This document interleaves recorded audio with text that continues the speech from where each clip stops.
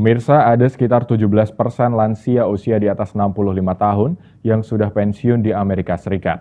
Kebanyakan hidup terpisah dari anak dan keluarga, hanya 15 hingga 20% yang tinggal bersama anak. Lantas bagaimana juga dengan diaspora Indonesia yang memiliki latar belakang budaya dan kebiasaan berbeda? Berikut liputan tim VOA. Ini kan bagus kalau ditendang untuk telepon. Jadi tempat telepon itu. Iya, kan lucu.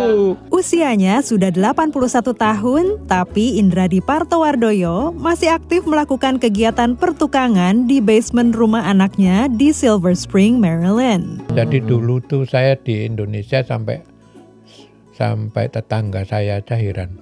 Saya bikin kendang sendiri. Jadi saya ngelihat orang terus saya nyoba bikin. Hanya di Indonesia saya tidak mampu membeli alat. Indradi yang lahir di Muntilan dan menetap di Solo, pindah ke Amerika tahun 1971.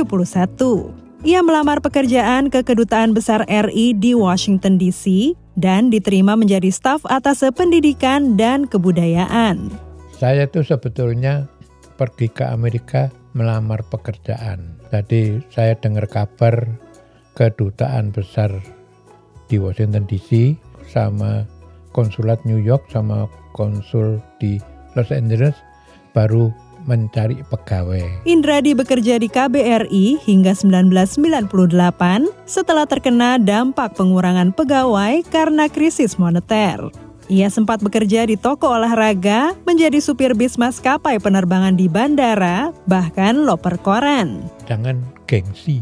Hidup di sini kalau mau pengen yang hebat, kerja di kantor yang itu nggak hidup. Setelah pensiun, Indradi menekuni hobi masa kecil, membuat berbagai barang dari kayu dengan peralatan yang dibeli secara mencicil saat masih bekerja. Ia merintis Partowood dan membuat berbagai karya termasuk mimbar dan penyekat di Masjid Imam milik komunitas Indonesia. Karena saya nggak bisa nganggur, jadi diem saja itu nggak bisa saya. Walau memiliki penghasilan dari hobinya dan tunjangan pensiun dari pemerintah, Indradi merasa beruntung karena dapat tinggal di rumah salah satu putrinya. Di Amerika, warga usia 65 tahun ke atas yang sudah pensiun jumlahnya mencapai 17%.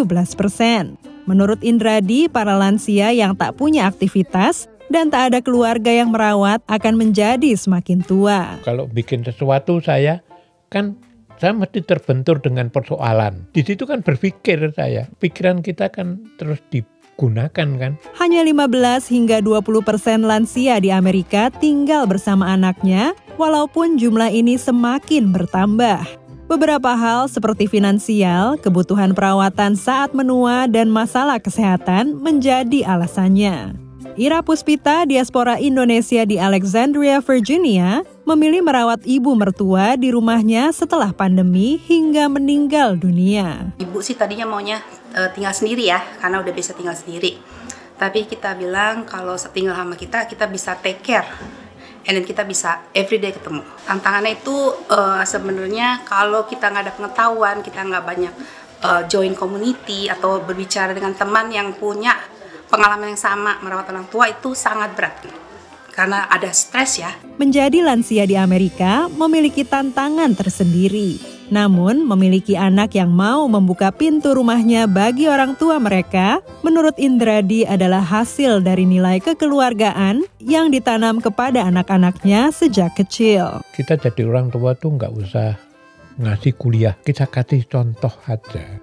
Dari Silver Spring, Maryland, tim VOA.